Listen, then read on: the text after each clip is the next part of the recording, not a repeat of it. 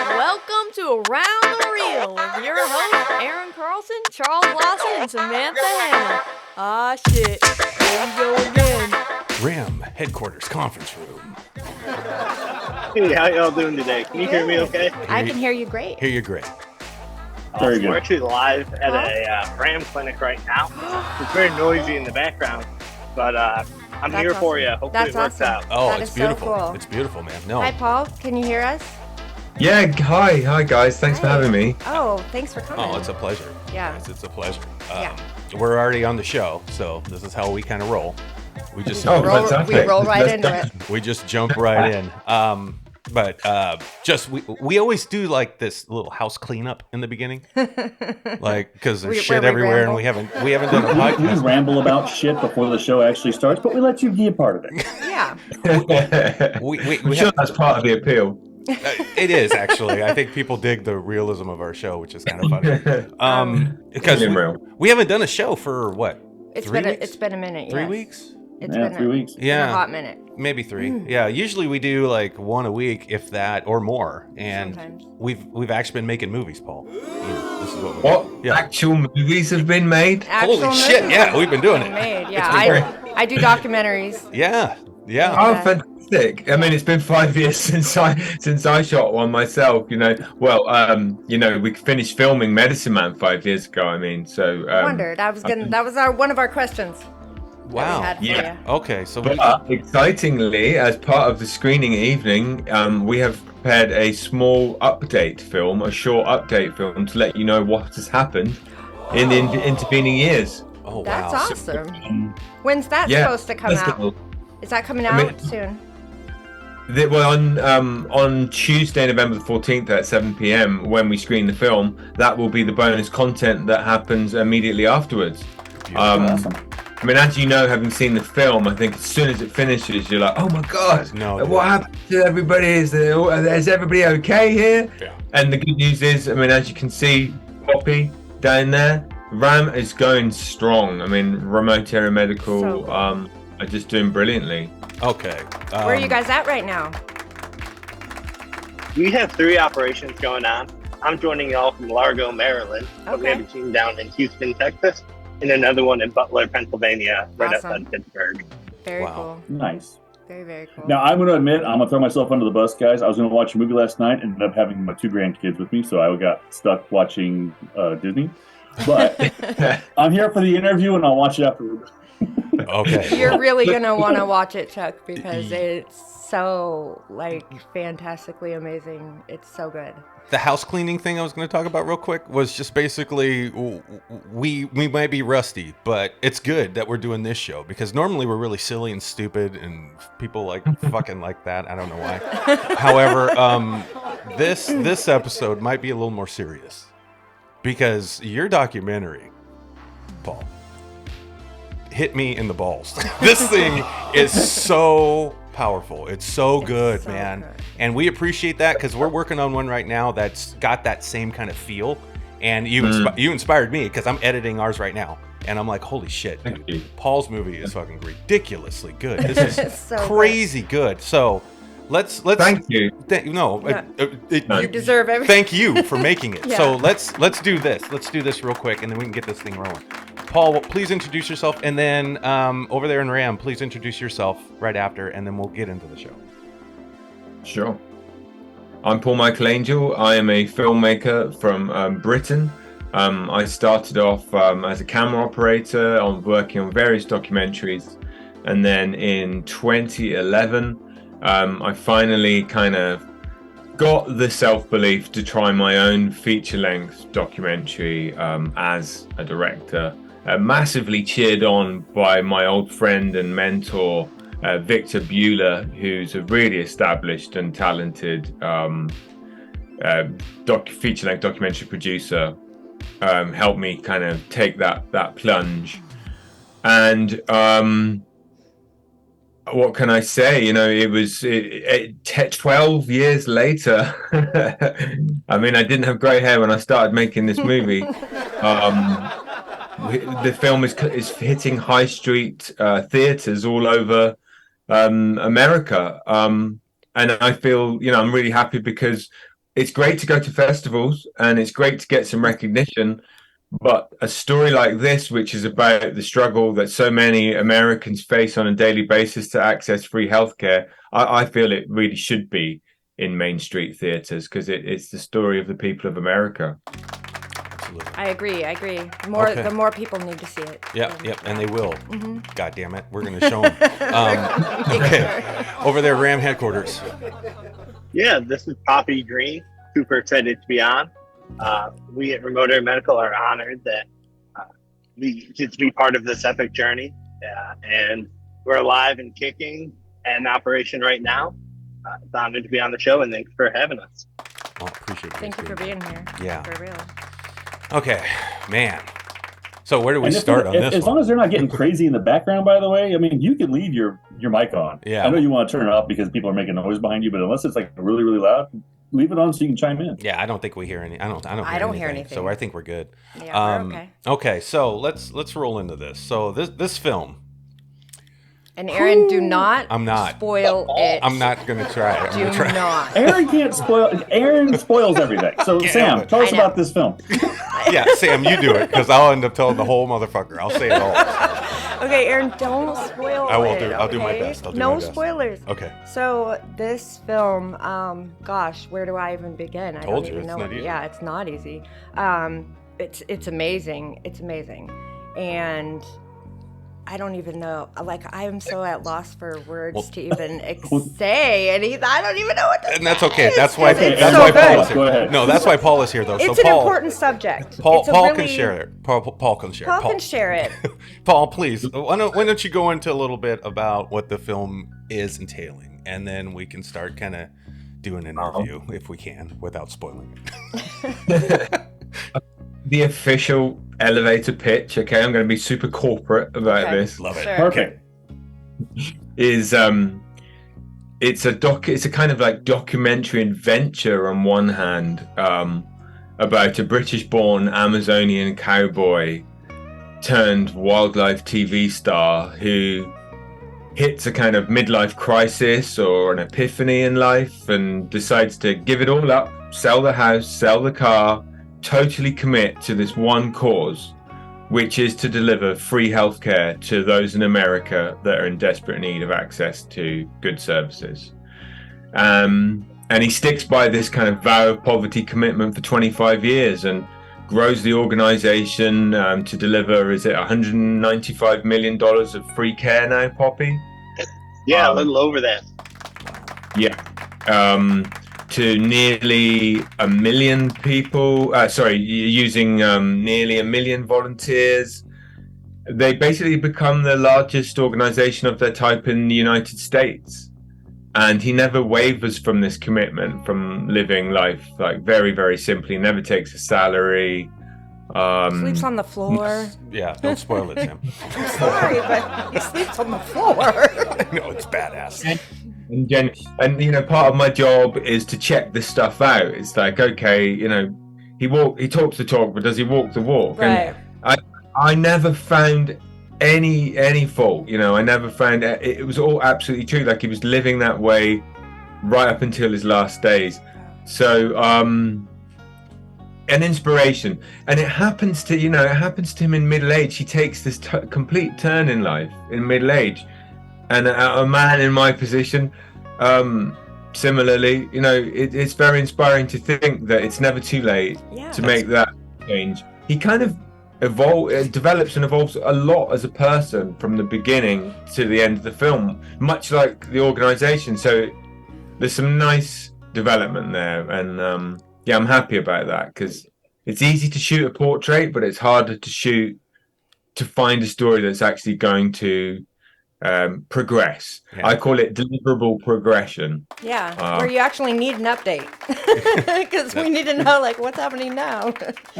Yeah. So the nice thing is that on Tuesday, November the 14th at 7 p.m. all across America at 700 theaters, we're screening, and there's going to be a update film following the main feature that gives you the information about what's happened since we stopped filming in 2018. What has happened to this tremendous organization that this incredible humanitarian has created. And, you know, I'm not going to go into the details. They're doing okay. Let's just say they're doing okay. Well, we can see that. We have one of them here. So Yeah. Poppy's here, bro. He's got our back. Here. Okay, so the midlife thing. I think you hit a nerve with me on that, and that's what really attracted me to this when I started watching it, because I'm that guy. I'm 50 years old, right? And I had a certain way of living my life up to, I don't know, when I was in my 40s, maybe, Sam? I don't know. She knows better than I do. She tracked all this. It's all written down. Every fuck up I've ever done, she's got written down. So and there was a lot of them. There's a ton. She's got stacks and stacks of paper. Hence his name. Right? However, you know, there was a moment that I had where I realized a lot of the choices I made and the way I thought was really messed up. It wasn't right. And I know why I did it now, you know, because I was protecting me, you know. But I watched this movie, and there's a point where, you know, Stan talks about that, and it hit me even harder, the movie. I mean, it starts out great, but that's a moment where I think a lot of people, I want to think a lot of people might get something out of it, because we all change, you know. We all have this opportunity to change. What did Rick Grimes say in Walking Dead? We all can change, you know. It can happen. It can fucking happen. And, you know, watching him do that in this film is amazing. It's absolutely a stunning story. It's crazy. It's crazy good. As a documentary person who goes out there and makes a movie, we can relate that we're on our second one now. Sam is the director of those, like she said. And it's interesting to watch another person's documentary, because I'm thinking, like Sam said last night, where'd he get all this footage from? You know, and I'm like, holy shit, yeah, I know, where the hell? So I know that was a question she had, and I probably jumped the gun on that, Sam, but... we kind of figured it out halfway through. Yeah, you kind of... We did figure it out. It makes sense. You got the footage, or at least a lot of it. Yeah, but when it first starts, you're like, how the hell did he do this? It's like, it's amazing. So you want to tell us a little bit about the process? Yeah, you're absolutely right. It's kind of sneaky, because we start dropping the footage in without the explanation, without the context of how we could have possibly acquired that footage. Right. But then later in the story, that's when I'm supposed to penny drop for you guys. You're like, oh, that's how, because he... Yeah, Sam said it. I'm still crying watching it. And Sam's like, that's how he got it. I'm like, oh yeah, sorry. There were such moments of joy discovering good bits of archive. I mean, our archivist is an absolute demon. He's just like digging into tunneling, he calls it, tunneling constantly, finding stuff. And cool. You know, there's a scene where Stan wrangles I think it's a water buffalo, right? Yeah. But he actually tells a story about wrangling a longhorn bull, right? Yeah. So we found some footage of him wrangling a water buffalo in Africa, which is so close. And like in the story, he's talking about when he ties up the hind legs of the animal, and it kicks out at him. Yeah. And the exact footage of like him doing the same thing to a water buffalo, and it kicks out at him, and it's in close up. And you're like, oh my God, we've got all the elements to actually tell the step-by-step process of what. That's just sheer good fortune. Oh gosh, I love it when it happens, though. It's yes, fun, right? It is cool when it happens. It's like magic. It's you know what you're doing when that happens. I guess. Yeah, maybe that is like a bit of destiny. But I mean, I think the reason the film is so powerful is not to do with the editing, the directing, the shooting, editing, anything like that. It's because he's got this awesome story, and frankly, any fool could put it in the frame and make it work. Let's not downplay yourself so much. Please. Well, I kind of disagree with that, because I also do documentaries. Any fool can do this. Not really. Don't say that. Be humble. Be humble a little bit. You're humble in that, and that's great. Come on, man. It takes talent to do what you guys do. You're absolutely right. There was a great story in Stanbrook. There was a great story there. Absolutely. And that was given. You know, that was a gift. I guess. But to tell the story, it's powerful the way that you told the story and the way that you did that. So definitely you deserve a lot more credit than that, I think, because it isn't easy to put a story together and make it for everyone to understand. And I struggle a little with that at times, because I know what I understand is different than what other people will understand, and especially when it comes to certain things. And like the medical world is one of those things where people have so many different opinions and so many different ideas about it, that, to tell the story, it's tricky to really, tell that story, the medical part of it, in a way that everyone will understand. And I think you did an amazing job of that. So I definitely credit you very highly on your ability to tell that story, because that's not easy. Yeah, his story especially, because there's a lot of politics in this one, if you think about it. But that's where it gets kind of hard as a filmmaker. Like, you don't want to go out there and be bipartisan. You want to be partisan. You want to kind of just tell the story. Here's both sides of what's going on, exactly. right? And it can get tricky because you've got an audience to keep, Paul. You can't piss everybody off. Make them cry, make them think about it. You try and do all those things in a good documentary. Yes. And I was literally relieved to see that the stuff I was saying about the healthcare situation actually resonated with American people, because I am an outsider.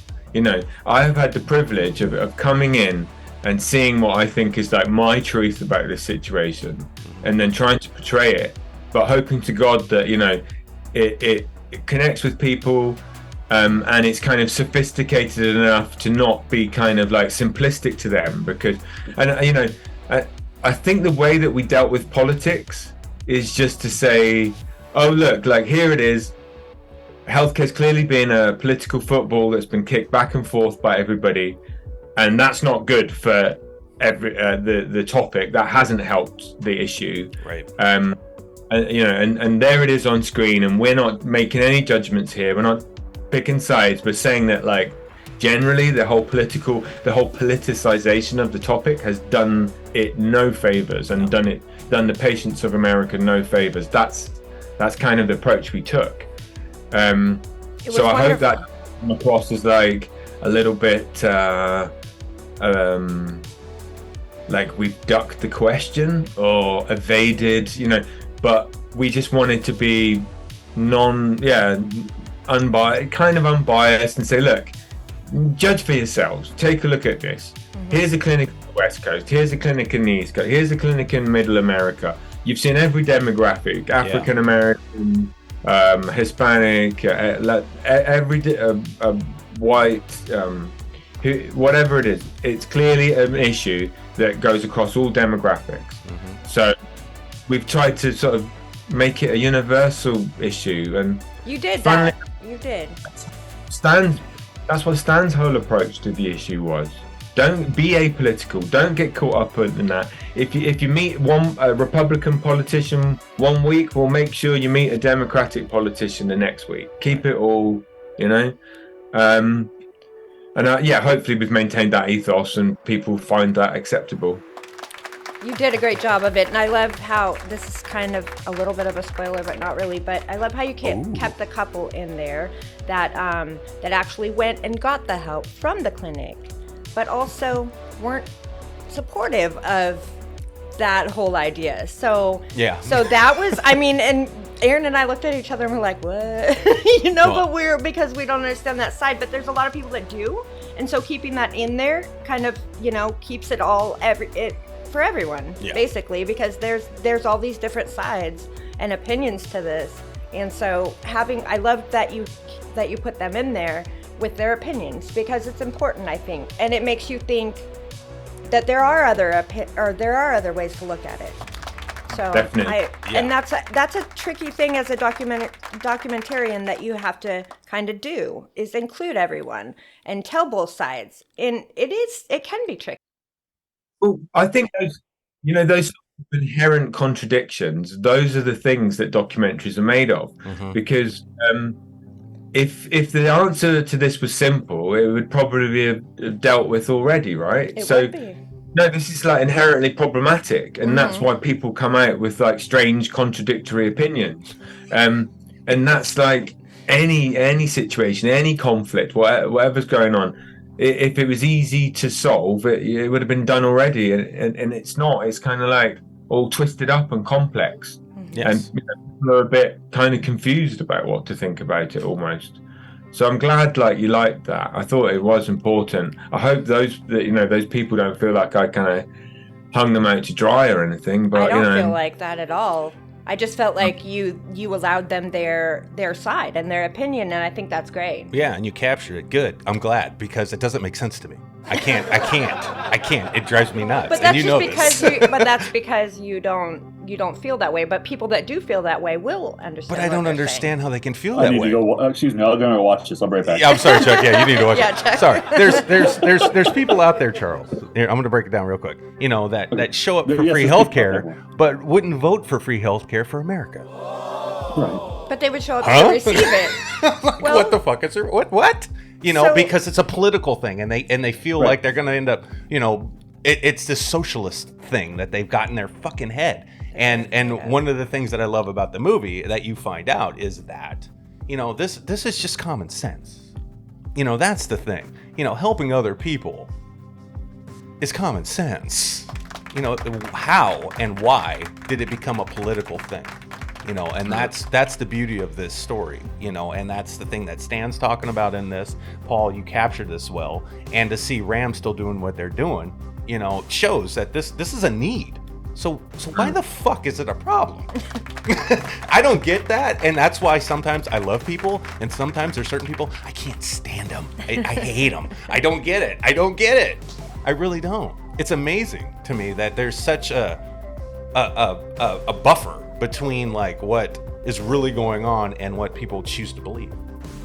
Well, Does that make there's- sense? Kind of, yeah. But there's a beauty also in people's differences too, and I think Well, that's what. Yeah, keeps... but there's unhealthy like moments. Like it's True. unhealthy to think that way. Like they're there to get help, but you know they wouldn't allow anybody else or doesn't want to encourage that. It's their beliefs. What the hell? It's their Bro. beliefs. You got to respect. Everyone has their own beliefs, so you gotta. I mean, that's what I took from it was to respect. Yeah. You know, everyone's. Well, you're good at feelings and that. I'm no beliefs, good at but- that. I can't. Well, that's why I make the documentaries and you don't. Exactly. I just edit. Aaron's the just shit. sitting there going, hypocrite. Yeah, I edit.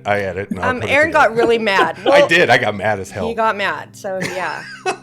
It fired me up, Paul. I It was great. trying to go to sleep and he was just bitching because he was all mad. I was like, And crying at the same time because Stan's Yeah. a soldier, man. Yeah. My dude is just a hero. And that's another thing. This is a hero's journey. This guy's story is ridiculous. How good it is. You know, he's my Rocky now. He is. He It's is. just like no matter what, he didn't quit. So okay, You so gonna sleep on the floor tonight, Aaron? I probably yeah, can't do it. Aaron, I'm you good. should sleep on the floor. I need to, but I probably wouldn't because it's uncomfortable for me. But Very good for your back. that's what I hear. But my neck will be all jacked. I'm old. Anyway, Just this put a is towel on the ground like Stallone. right. Sorry if you hear my dog barking. That's He's fine. being a jerk. Okay, so in the film we find out that you know this is a remote area medical, right? So this is an organization that he created to go and help people everywhere, if possible, in the United States for sure. But he also went to other countries, right? So Poppy, why don't you explain where you're at right now and what's going on, so that this audience that we have knows like you guys are still rolling. Yeah, this weekend we have 3 operations going on. So I'm out here in Largo, Maryland, just outside of DC. We have a team down in Houston, Texas. We also have a team that is in Butler, Pennsylvania. And you're probably thinking, remote? That's not very remote. But for the patients that we serve, they don't have access to care. They can have world-class healthcare facilities in walking distance. But the financial barriers are such that they might as well be 26 days by foot away from healthcare. And it's heartbreaking. And we see this in cities all across America. We're still out there in rural communities. And what we do is we transform these churches, schools, fairgrounds into fully functioning operational centers where we can provide dental cleanings, fillings, we do dental extractions. Just today, we've taken out some wisdom teeth. We do medical exams, including women's health. We make eyeglasses on site, do full, complete eye exams. And we're just here trying to do what we can. And I love the commentary about, people out there that seemingly vote against their own interest. But we're just here to serve. It doesn't matter who you are, what you believe in. And there's some epic moments from working alongside Stan, the man who really did walk the walk, that, of course, didn't make it into the film. But one of them that really speaks to the nature of the problem was at Wise, Virginia, where we served for over 20 years continuously. And at Wise, or in Virginia, in the whole state, they kind of bounce between political parties every 8 years, kind of bouncing. And the current governor at the time addresses this crowd, hundreds of people. And this just everyday American working class woman gets up in the back of the crowd, shouts that she knows Jesus Christ and Stan Brock. Who the heck are you? We're just like, oh no. This lady is offensive to the government, but that's the sentiment. That's how people feel. And we don't have any politics in what we do. Right. We're just here to help. It's unbelievable. What does your basic setup look like as far as like amount of people doing what they're doing for people as they come in? Like how many clinic centers or how that setup is? It's huge, Chuck. It's I crazy. realize that, but this is some people didn't watch the movie. They can't see pictures. Yeah. So if you don't like the dentist, stay away. Here where I'm at. Aaron, you're out. Yeah. We got 20 dental operatories.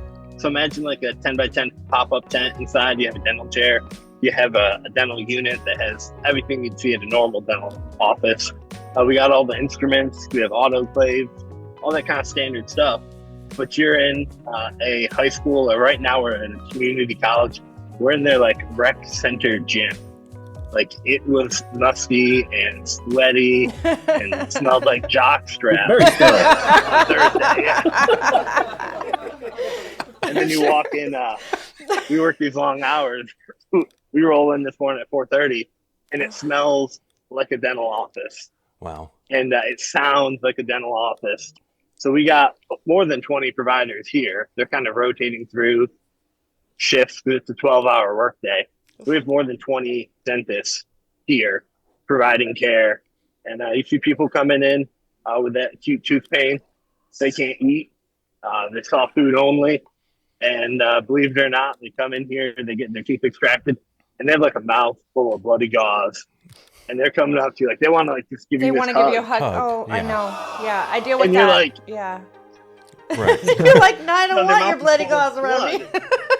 So for your dental practitioners, so do you have people who are volunteering their time to come in and they come in shifts and waves and however they can? Is it just everybody from the local communities, or do you guys have travelers that come with you and chase you around as well? So we like to get the volunteers from the community as we can, but we're like just powered by volunteers. Stan was the ultimate volunteer, took no paycheck, slept on the floor. His shoes would have holes in them.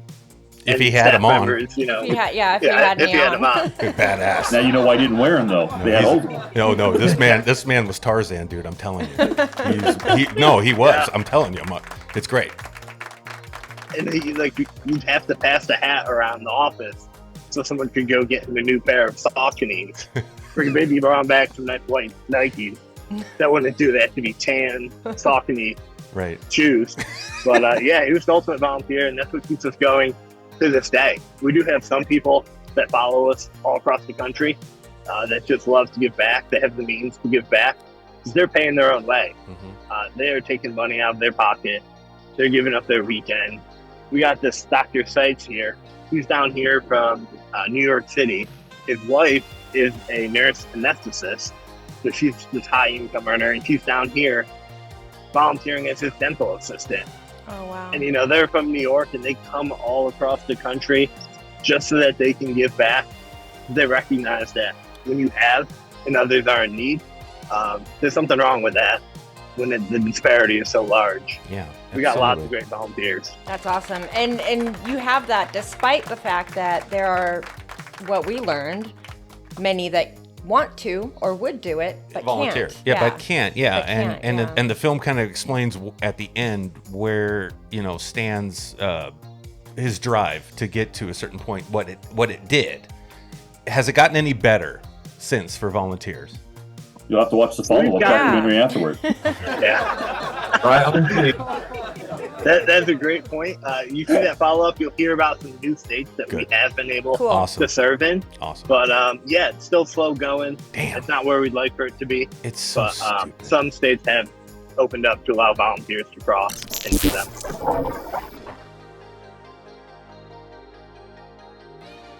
Hello around the reel.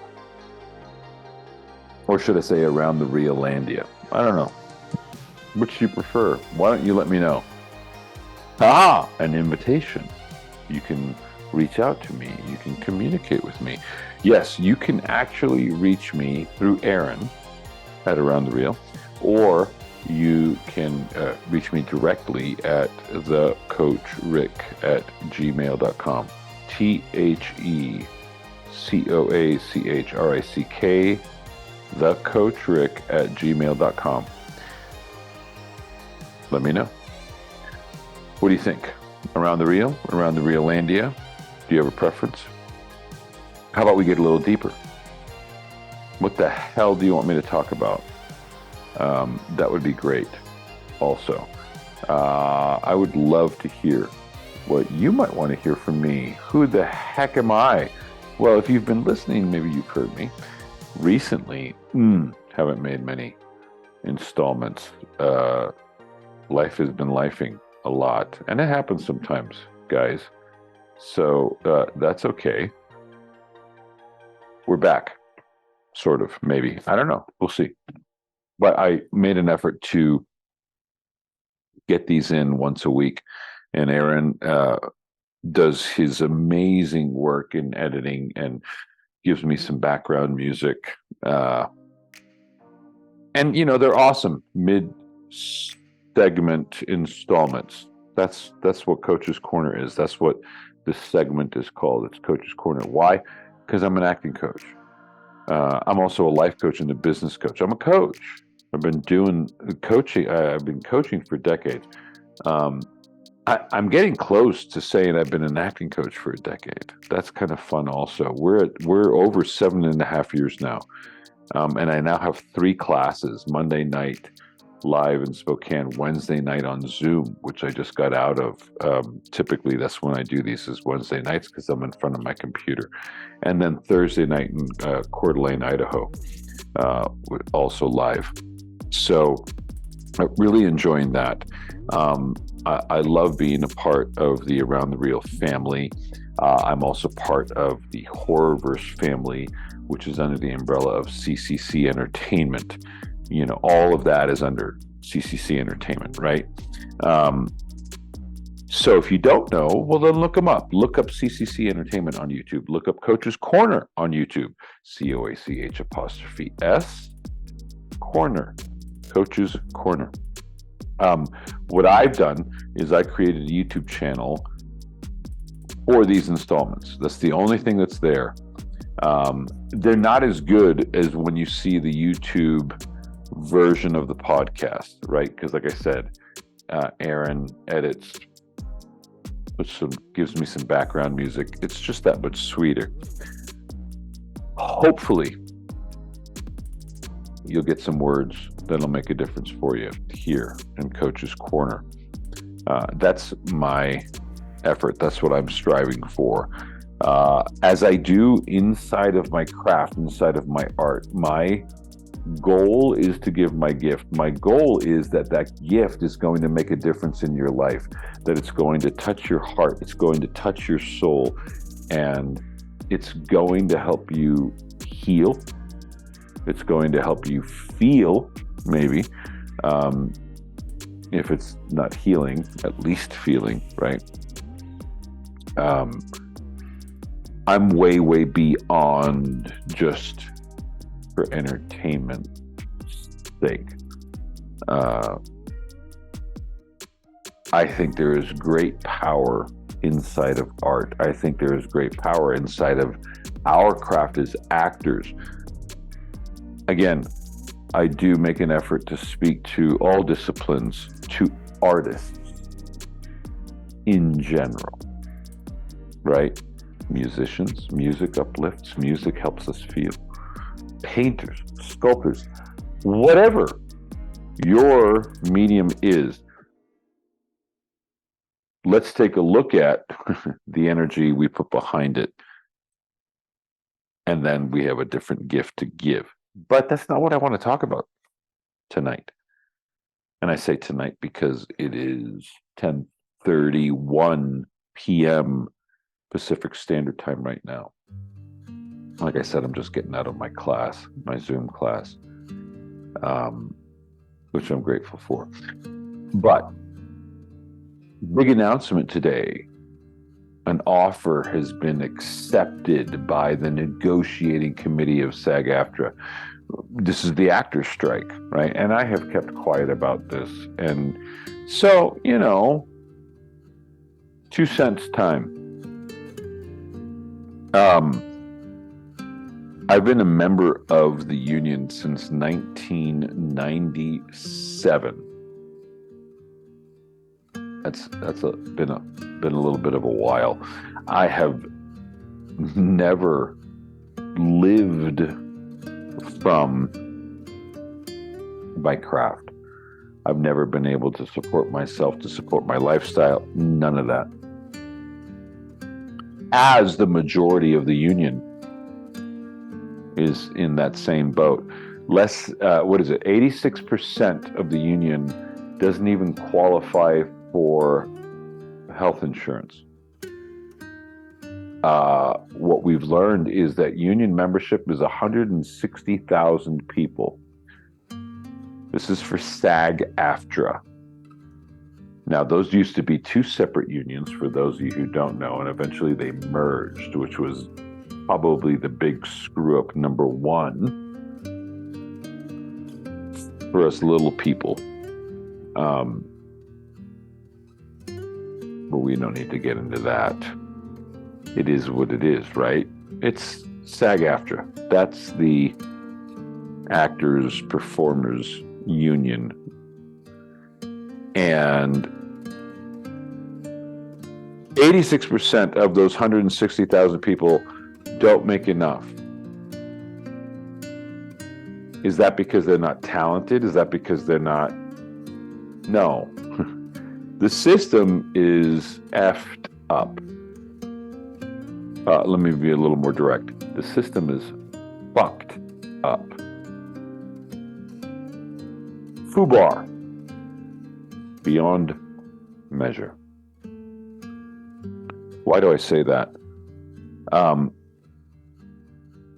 Well, because in this world of chasing stardom, in this world of wanting to be the one, everybody's missing their power. Everybody's missing the reality. So, and this is along the lines of a lot of what I work to. Again, I'm a coach. I'm an acting coach. I don't like calling myself a teacher. The teaching thing is weird. But I do hope that the fellow artists that I get to play with on a weekly basis come to the realization that they are unique, that they are one of a kind. So if you're one of a kind, you're not irreplaceable. You're not a dime a dozen. But this is where the industry has led you to believe, right? So to rise above, yeah, sure, you got to work hard and all that, and all that's true. You absolutely have to work your ass off because there are millions working at it. Absolutely. Millions. Shit, there's millions in LA alone. Why should someone hire you when you're not even willing to go to class once a week? Give me a break, right? But the way the industry's set up, the way stardom, the way celebrity, all that bullshit. Why doesn't anyone ever just take a step back and say, well, who's setting these standards? Why? Oh, they're saying that this is what the public wants? Really?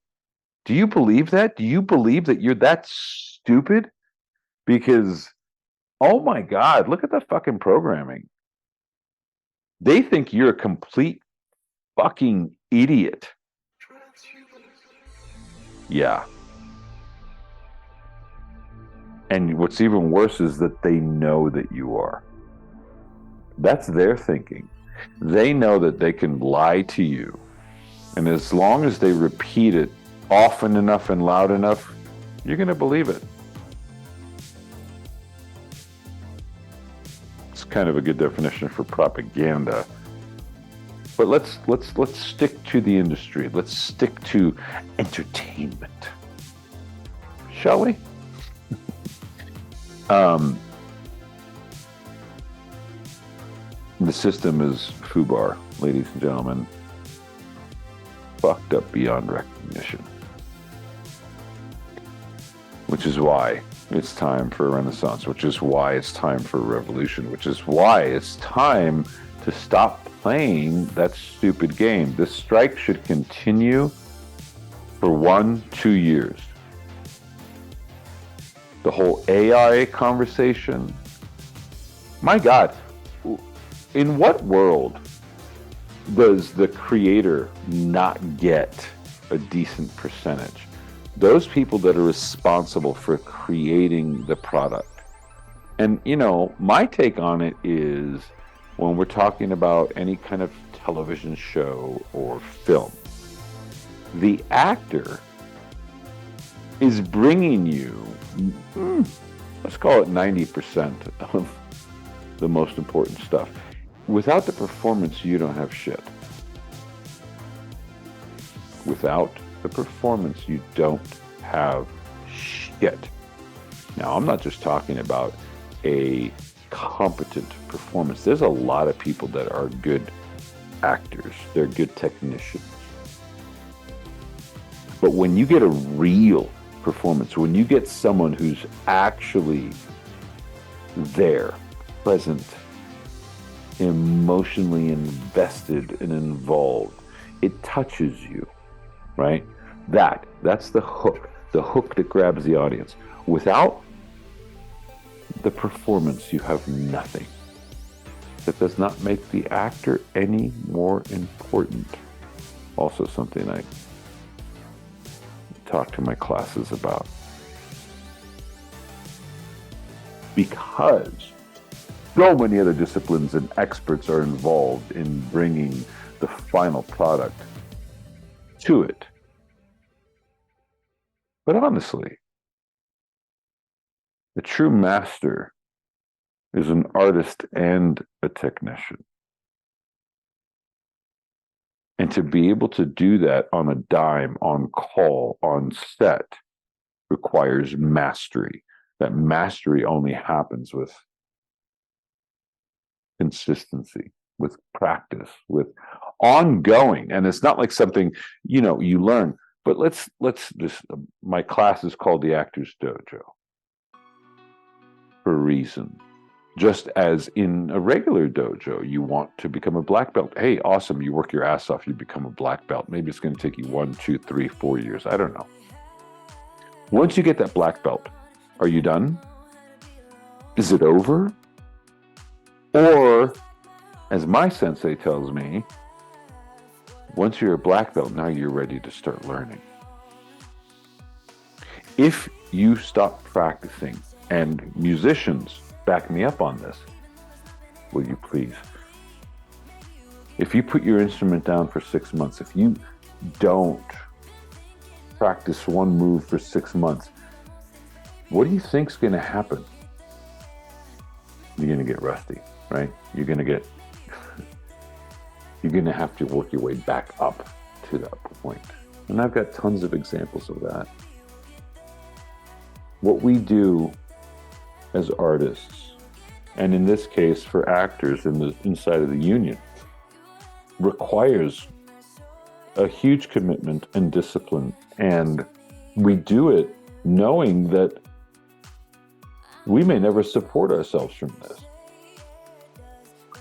And these a-holes want to make hundreds of millions of dollars and say that they can't afford to pay us residuals. That means a living wage. So here's my thing on it. The negotiators that are fighting for us right now aren't even fighting for 2%. Well, then screw them. They're on the take. I do. I think union membership's been on the take.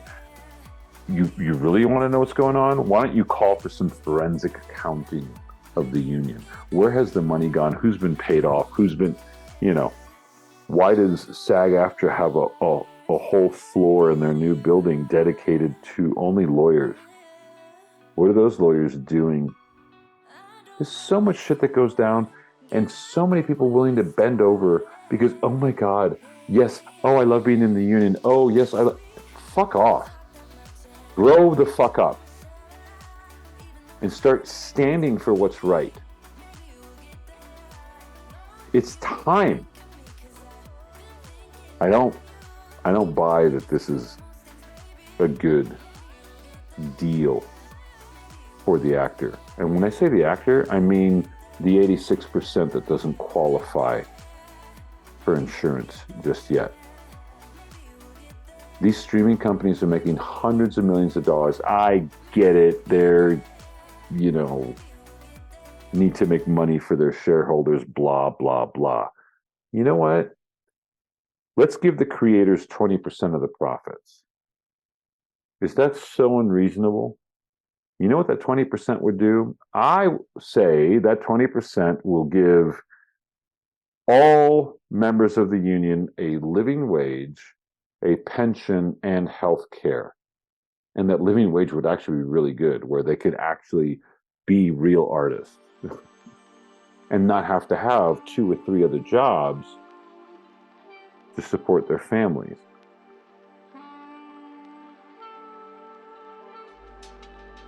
That's a big one. Maybe we should end on that one. That's a pretty picture. Is that so wrong? I'm not a communist, by the way, in any stretch of the imagination. How much should the creator get? How much? Let me know at thecoachrick@gmail.com. I love you. God bless you. Take care. How stupid is that? That you Well, if it can't wasn't go for him, help there people wouldn't and your be- doctor. I mean, this is wouldn't the be- stuff that drives me nuts. It does, but there's progress, so that's good. That's a good thing. My man dedicated his life, well, entire half of his life. life to get to that point, and it's like, okay, guys, watch the fucking. See, this is why your movie's important, Paul. Because if certain people can watch this, I'm talking about those political people. If they can watch this shit and get an idea of the sacrifice, and the motivation of Stan Brock and why it was important for him to do this and where his heart was, if you can't connect to that, there's something wrong with you. Well, everyone There should is be able something to. wrong. Yeah. You are looking at it wrong, because this is just about, this is being humane. This is about like empathy. The thing that he talked about that, he lacked in his life, which I understood because I didn't have it either. And then later he learned it. And then he gives it all. Like, if you can't understand this, see, this is, okay, Paul, your documentary got me, bro. I'm telling you. Give Aaron 5 minutes. Go ahead. Okay, I'm gonna shut up. Go ahead, please. Take a Someone breath. talk. Someone talk. There is a lot. And I think that's why it was such an easy choice to not get mired in the politics, because when you got so much heart, like, just keep going back to that. But as you say, maybe this approach would actually work for politicians when they see it, because it is so raw and it is so emotional, and we don't get caught up in the politics and make judgments.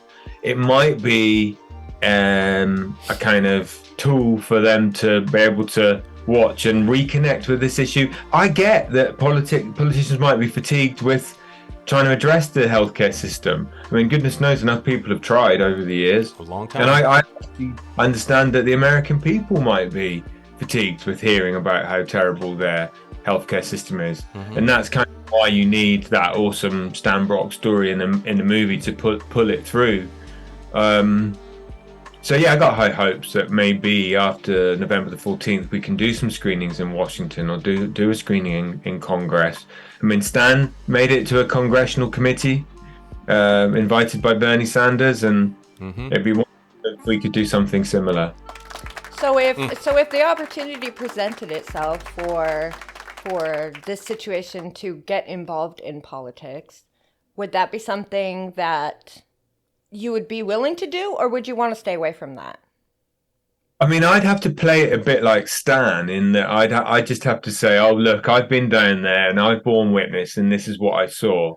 But there's no way I know enough about the issues to get involved in the... Adi Barkan, who's no longer with us, he died on November the 1st this year. Oh, wow. He seems like the guy who was good at getting into the issues and the ins and outs of it and understanding the system and suggesting solutions and the way forward. I'm not really capable of doing that. But, I mean, there are some things that just seem obviously wrong, though. And if I may just rip through those. Oh, yeah. Please. The ACA, right, it doesn't cover dental and it doesn't cover vision. Still got massive co-payments to make. You've still got the deductibles issue to get around. Like, you've got to pay like the first 500 or the first 1,000 or whatever your deductible is. And then the ACA allows each state to kind of like opt out of stuff. Right. So you can kind of like have you can have like Obamacare light, you can have ACA light in certain states. And that's what happens in the movie. Like in Virginia in 2015, they basically vote not to extend like the full strength ACA and refuse like federal government money. So they cut their nose off to spite their face, and kind of knowing that there's people in their state with healthcare needs that could use that money to sort themselves out. I mean, that's deeply wrong. It is.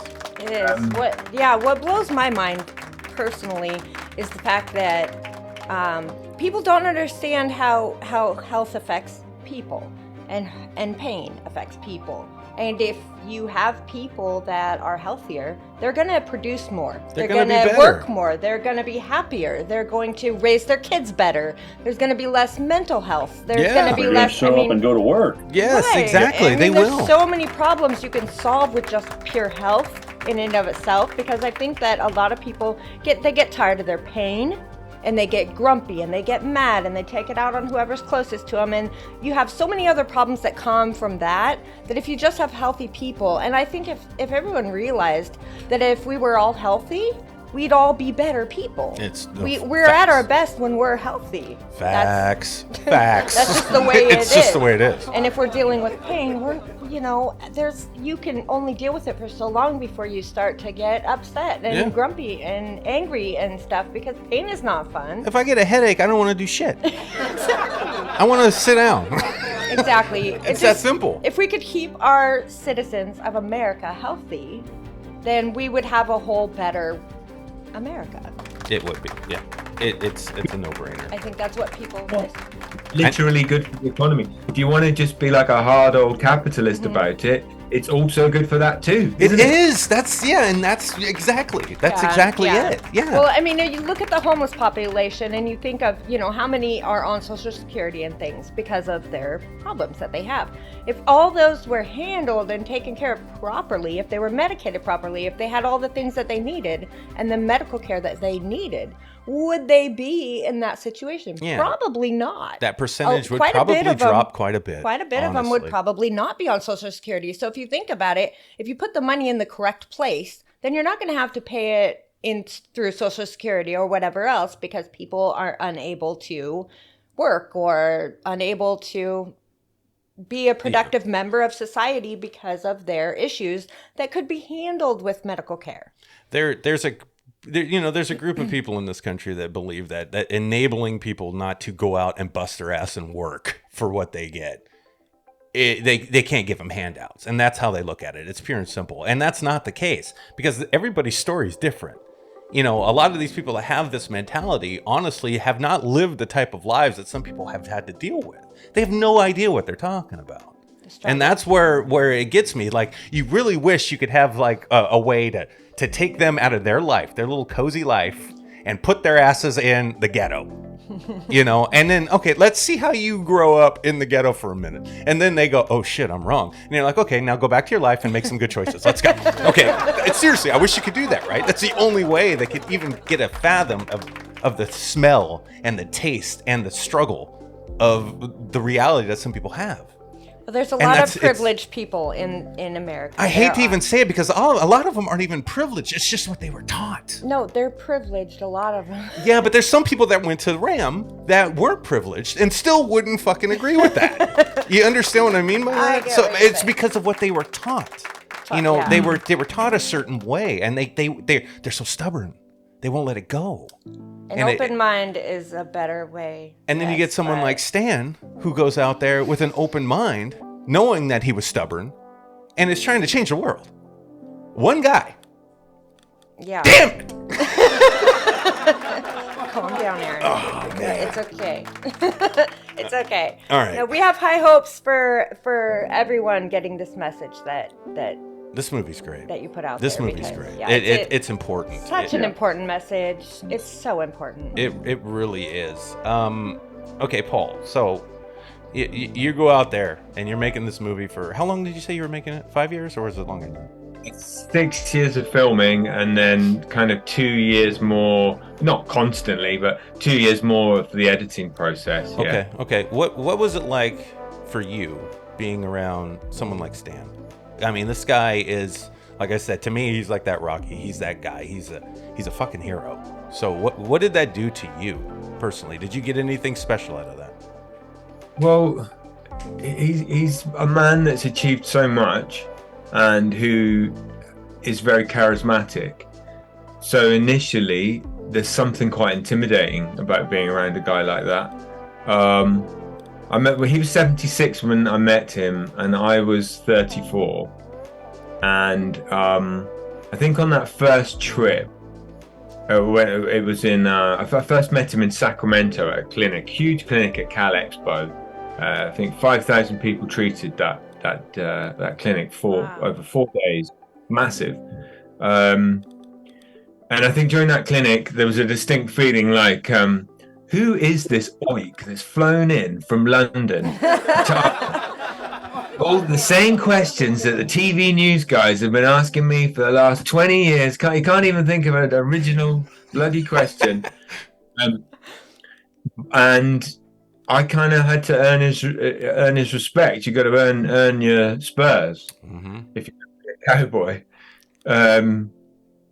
But to be honest, I think that's the same process with anybody. You don't really just have the right to turn up in somebody's life and shove a camera in their face and say, come on then, pour it out, give it to me. You've got to go from first base, second base, third base, and then you get to home base. There's no like direct to home base. See how I'm using American analogies? I love it. You're doing good. You're doing good, Paul. You're doing great. It's so hard to relate, but so you got to earn it. And honestly, the vibe around Stan is he is a man of deeds and not words, and that really does come across, I think, in the film. He's just constantly doing stuff. Didn't really love small talk. There was Poppy. I always say there's 3 things he loved to talk about: healthcare, horses, and aviation. Like if you mentioned one of those, it was like a Springer Spaniel that could like pop up. Their ears would pop up. Really. There he was all of a sudden. Yeah. But otherwise, just getting on with the job. Very busy. I mean, he was like answering every email. Wow. Poppy, did you get to meet him, Poppy? Yeah, I spent several years working alongside Stan, and I have to echo that sentiment of, a lot of people that walk the talk with Stan. You had to earn your stripes. He had a saying that he would issue to us frequently. Say cowboy carries his own saddle, and that meant like, oh, we're going away for a week. You better have enough food in your backpack. Yeah, right. It meant like, oh, like you want to do laundry? Like, not on the clock, not while we're working. Like, you better have a bar of soap in your bag to wash your pants. Oh, like distinctly, I remember a hurricane had hit Houston, and he was just like, "Okay, who's driving?" And I'm like, What the fuck? From Tennessee, 19 hours. And he goes, I told them we'll be there in 24. And I was like, oh, okay. It's like literally, like you just got in the truck and you just start driving, and you didn't know when you were coming back, but you knew that if you packed too many clothes and your truck was overweight, that you would have had to pay that ticket yourself. The dude. It was an absolute honor, though. Like, he was a legend. Like, we would, you think about like your hotel room bed was uncomfortable. There were operations. We'd be out in the middle of rural America, and he'd be sleeping in the bed of this like 1990s diesel pickup truck thing, and like I forever remember showing up after sleeping in like a motel room, and across the field, Stan had found like a 5-gallon bucket, filled it up with water, and he's across the field. He had some privacy, but he's just bathing in the nude. Badass. Like, okay, I showed up to work, and here's my 80-year-old boss across the field showering with a bucket. Who gives And a I'm shit? complaining with my, I didn't get enough channels on the motel room TV. So it was a lot of fun. It was a challenge, but privilege of a lifetime for sure. The dude fought like anacondas in the water. Like, you know what I mean? This is a cowboy. This is a man. He didn't play. He didn't have that fear like a lot of us have. This man who, whilst wrestling an anaconda, is concerned that he's looking at the right camera to get the shot. Right? Yes, that's insane. Like, I'd be pissing my pants. Am I looking the right? Right? Yeah. You know much. Yeah, You know how many turds would be floating on the water if that was me? They'd just be floating around me. I'm like, didn't get the turd out of the water. I shit. I'm sorry, guys. I shit. I would have lost my mind. He was cool as fuck. Yeah. Is this my good side? Whilst he's like literally pulling it off his face so he can speak to the operator. Yeah. I mean, it's Unbelievable. when you find footage like that, it's just it's all you ever wanted. Yeah, it's an unbelievable story, man. It's so good. It's so good. I'm really impressed with this specific story, and Paul, again, like these guys said too.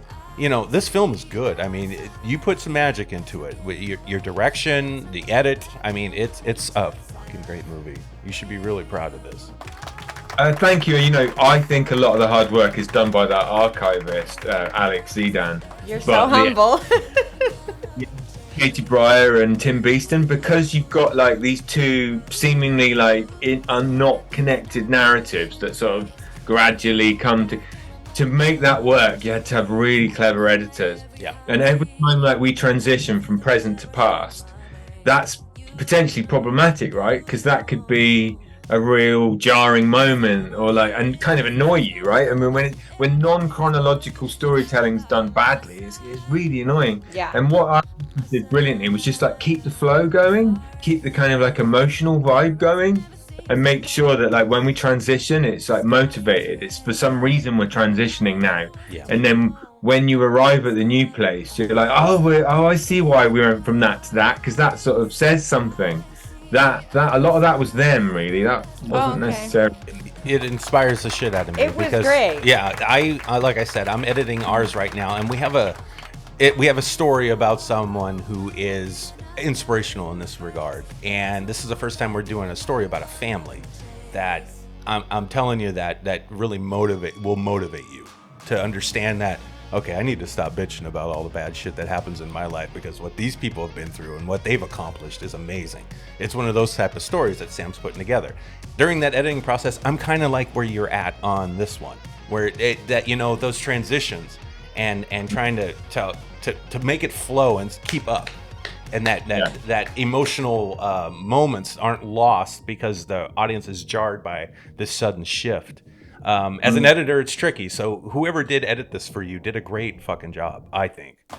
Beeston and Katie Breyer, like two tremendous editors who really understand like the emotion of the character and where there's some gains to be made by doing like clever moves. Yeah, very lucky to have those guys. Definitely. Well, the whole crew, I mean, obviously, your whole crew pulled off an amazing feat. And a long journey. Yeah. Hell of a long journey. Yeah. By the way, the crew are all volunteers. Like in production, I mean, basically, what I've learned is editors never work for free, right? But I do, unfortunately. Aaron does, but He edits our own shit, so. that doesn't count. But the production crew, like the shooters, the sound people, they all volunteered their time totally for free, and like we are hoping one day to be able to like recompense them somewhat, you know. Absolutely. But that's kind of cool because that's similar to the ethos that remote area medical started up with. Yeah. So okay, we don't have a ton of money, we don't have a ton of experience, but maybe we can make this happen with like, you know, an old pickup truck and some donated drugs. I mean, not us, the Stan, right? Yeah. And you know, some volunteer practitioners. We can just drive up to Sneedville in Cook County in 1991, and we can like just make it happen. And Stan, I don't know if Stan says, it's been a while since I've seen the movie, right? But I don't know if Stan says this, but there were quite a few naysayers at the beginning saying, oh, you know, that'll never work. You'll never be able to do anything kind of meaningful with just you and one nurse and some. What's the point, you know? But he started small and believed and grew and grew and grew, and now it's like a huge the biggest operation of its kind in America, delivering millions of dollars of treatment with like an absolute army of volunteers scattered all across the country. So, you know, it's beautiful, but I think volunteers come in droves when you have a cause that people believe in. I think that they will always volunteer their time. I would volunteer my time 100% for anything I believed in. So I think that that's the magic right there, is that you have something that a lot of people can identify with and believe in. And really, a lot of people, you know, I talk a lot of crap about people that are super privileged, but at the same time, like, because they're lucky, right? But I feel like a lot of them that do have the privilege that they were born into do want to give back for that.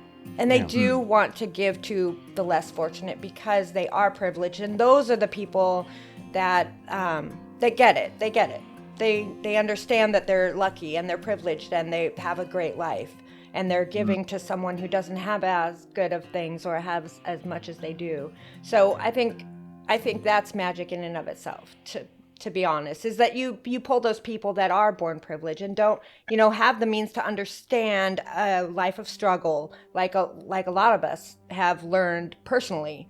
They haven't done that, but they have enough sense to understand it enough to want to be grateful for what they have. That's something that do exist, and you have to meet them and pitch a film to them. And you know, we funded this with crowdfunders for like the first 3 or 4 years, and then we were very fortunate to meet a guy who was like, okay, I haven't got crazy money, but what I have got is enough money to give you pretty much every year the financing to cover production costs. Badass. Which we're flying in, right? We're flying in and we're staying in hotels and, you know, all that stuff. And that's a iambic dream, and a guy called Wild Kabani. He believed in Stan, he believed in what we were doing, and he was like, yeah, I'm going to make sure that you have enough to get this film completed. And he's still, you know, he's still backing us now. So, yeah, I can speak to exactly what you just said. So those people do exist. So, you know, yeah, you shouldn't be too sort of... Yeah, Yes, they do. Definitely, yeah. You know, and the thing about, before we end the show here soon, Stan's, the man had a dream, right? He had a dream and he had a vision and he was passionate about it. And that resonated because he didn't stop. And it's that type of personality. I think that, you know, if this show is really about like people out there wanting to do something that's outside the box. Since day one, we started this 4 years ago. That was the whole thing. You know, if you want to do something, it's kind of like what Will Smith said in Pursuit of Happiness. You know, you want to get something, go get it. Just go get it. You know, go after it and do it. You know, that's what he did. And I think when you're open and honest about that kind of thing, and it's all out there, like Stan seems to be, people respond. And that's the volunteer work you see. You know, these are all these people coming for this help. They believed it. I mean, if someone said there was free healthcare down the street, I probably wouldn't go because I'd be like, oh, they're full of shit. But I think people believed in this guy. You know, I think they heard the stories and understood it. That's why he had lines around the fucking block. He had to turn people away because you didn't have enough volunteers to take care of them. I mean, these kind of situations are so sad, but at the same time, you got one guy who's encouraged and helped hopefully secure enough people to believe in his vision and dream that to this day, like, Poppy, there you are right now doing your thing. You got people all down there. We're getting after it. You know what I mean? Yeah. And it's fucking, it gives me goosebumps. It's so badass. It makes you Poppy want has to a cry. great story of why he's in the organization. Poppy, you've got to tell them about how you ended up at RAM. Please do. Please. Yeah. Yeah, absolutely. So back when I was a college student, Paul, that's University Street, my friend. When I was a college student, I was procrastinating, enjoying college like most privileged American students enjoy college. Yeah. And I didn't have much going on. I was like, you know, I should probably get one of those things called like an internship. My parents expect this out of me. It was way too late for that. Absolutely way too late for that. So I was just watching YouTube, just browsing around, looking at content, and I saw some content about Stan, about remote area medical. And I had a friend that was in pharmacy school down at the University of Tennessee, based in Knoxville. And I knew that RAM was based, I learned that RAM was based in Knoxville. So I went down there, and a good friend does, and says, hey, can I stay for a couple days? That turned into summer. And once you meet Stan, once we got to be in the North alongside, the phone doesn't stop ringing. So he would call, and I'd be like, you know, Thursday night, and starting the weekend, I'd be like, yeah, we need help in Bradenton, Florida. Like, I'm enough in New York State, but you don't say no to Stan. So Get your ass down. I answered the call, and I kept coming back and volunteering. And after a while, RAM had gotten to a position where they were able to bring on some people full time, and there were others that were on full time that were staff. But it was a big transition for Stan to bring on paid staff. Even when I started, she would walk around and he would look at people, and then he'd be like, "Are we paying them?" Be like, "Yeah, like we have to pay an accountant, Stan. Sorry." But like, that's what it was like. Right. And it was amazing. I learned to take every opportunity that Stan threw your way. Just go with it, leave. And sometimes it was, how are you going to drive cattle across the country? And you're like, I don't know, Stan, but we'll get it done. You didn't say no to him. You just figured out how to get it done. And that's the true beauty in what Stan could do. And through the organization, we still do. We don't look at a problem and say, oh yeah, that's a tough one. We look at it and just figure, how are we going to get this done? How are we going to bring care to these people? And, you know, you make it out on November 14th, you see the Stan Rock Medicine Man. You get out there, you watch it, and that bonus content, you hear about some crazy new things that we are working on, some projects. Because we're not just out here putting Band-Aids on people. We're delivering real quality care, and we're committed to that. We got some cool new technology that's getting out there to make sure that people know that everyone deserves the right to health care. And not just health care, but high quality, affordable, accessible health care. We're not the solution, but we'll get after it. We'll keep doing it. weekend after weekend after weekend, year round, until we're no longer needed, at which point we get back international. And maybe someday, I'm sure the organization will outlive me. And that's my hope. All the staff here. Stan, and one of the obituaries written about him in the New York Times, they talked to Stan beforehand, and Stan gave the sentiment that he hopes that people won't remember him in 100 years.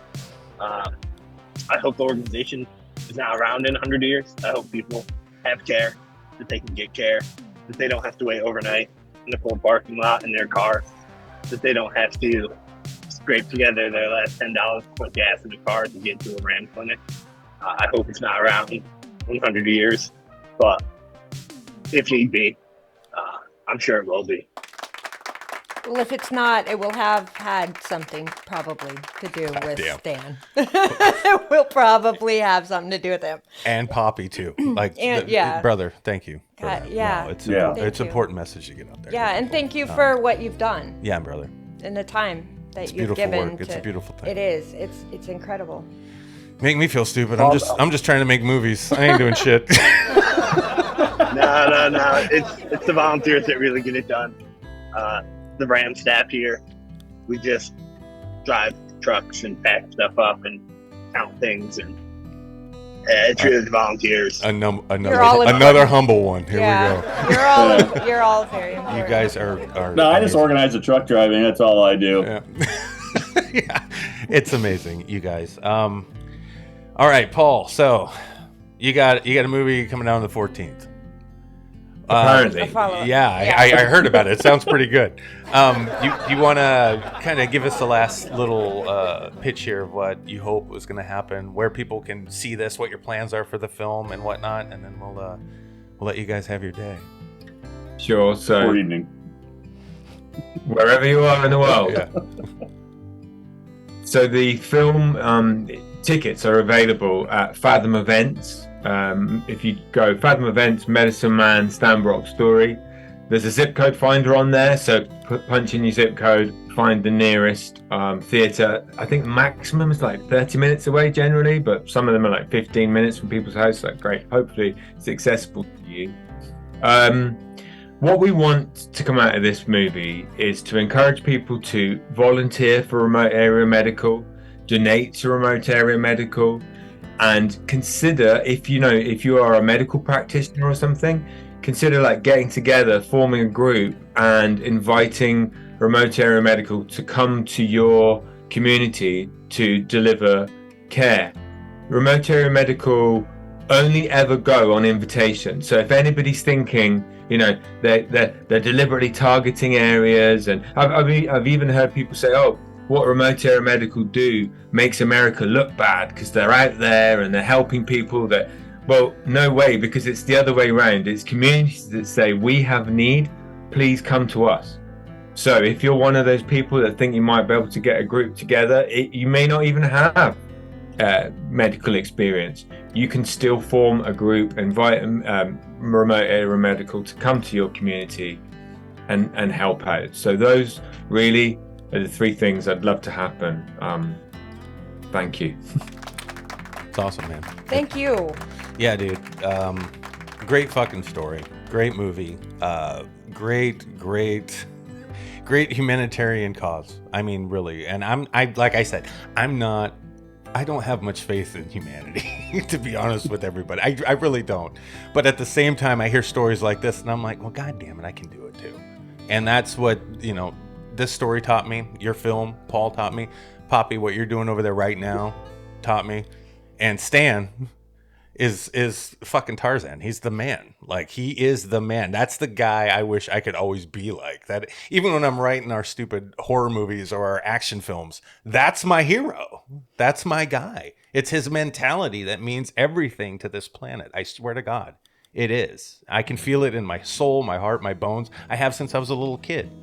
And I think anybody who watches this movie, Paul, is going to get something out of it good. They're either going to get pissed off and go, oh, there's another fucking liberal political thing, or they're going to fucking hear it. Hopefully they don't. And if get they pissed hear off. it, if they fucking hear it, they'll get what this man was trying to do, the movie that you wanted to portray and show, and Poppy, you guys, and what you're still doing to this day. It shows the legacy, and it's badass. I fucking love it. All right, that's all I gotta say about it. Chuck, you want to close out the show for us, buddy, and then go watch this fucking movie, please? Yeah, I'm going to add that to my date night tonight while I'm sitting there with myself. Put it on. No, okay, first of all, both of you guys are both very humble people who like to thank everyone around you and everything that happens. Remember, both of you guys are two people who took your time and your efforts and made something beautiful happen, whether it be with this film, Paul, and telling this person's story that you directed everything through, whether it be bringing in the archivists, the editors, everybody that you brought in to tell your story was brought in by you. So please take a moment and take a bow at what you did. And Poppy, for what you do every day, you do so much for people that you don't know, that you need to remember to stop once in a while and acknowledge that to yourself, because you are doing a lot for people that most people wouldn't stop and do. Now, I'm going to tell you, as the conservative of the group, it's not a liberal thing. It's not a conservative thing. It's not this. It's not that. What it is, it's about people helping other people. And one man's story as to how to make it all start. Because it all starts with one person. And I can tell you one thing. If you can tell a story that elicits an emotional response, whether it be a tear or anger or frustration, and that is how we will actually make change. You want to make change? Elicit an emotional response from someone. Because no matter what, this change needs to happen. So from the conservatives to the liberals to whoever's sitting where and believes in what, I don't fucking care. Everybody needs and has the right to live the best lives possible. And this is something that can help you do it. Thank you both for doing what you do. You are an amazing couple of guys, and I have no idea, but I'm going to go volunteer something right now to somebody because I just feel like I have an obligation to do something now besides bounce on my ball and talk to my friends. So remember, everybody out there, think hard, because you're thinking anyway. We'll see everybody later. Bye. Thanks so much, you guys. For those of you that want to be a guest on Around the Reel, please email Sam at aroundthereel253@gmail.com. That's aroundthereel253@gmail.com. Not Messenger. Do not message Aaron on Messenger, because then he has to send you a message that says email Sam at aroundthereel253@gmail.com. That's aroundthereel253@gmail.com. How come they can't just message me again? Because nobody wants to fucking talk to you. Can anybody reach out? That's an artist, filmmaker, actor? If you're an artist of any kind, we want to hear from you. But we are going to vet the crap out of you. We don't care if you make millions of dollars in Hollywood or if you're just beginning your career in the art industry. We don't care. So everybody that wants to be on Around the Reel, yes, we want you. That's aroundthereel253@gmail.com.